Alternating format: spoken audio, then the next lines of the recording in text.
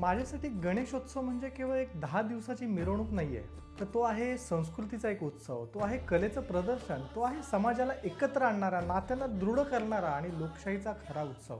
पण गेल्या काही वर्षामध्ये एक गोष्ट पाहतो आहे, ज्या उत्सवाचा आरंभ लोकमान्य टिळकांनी समाजाला एकत्र आणण्यासाठी केला, तोच उत्सव आज हळूहळू बाजारपेठेचा खेळ बनू लागला. जाहिरातींचे बोर्ड, मोठमोठ्या स्पॉन्सरशिप, गजर, डीजे, कर्कश स्पीकर्स या सगळ्यांमध्ये आपल्या सांस्कृतिक परंपरेचा गाभाच हरवून जात नाही का?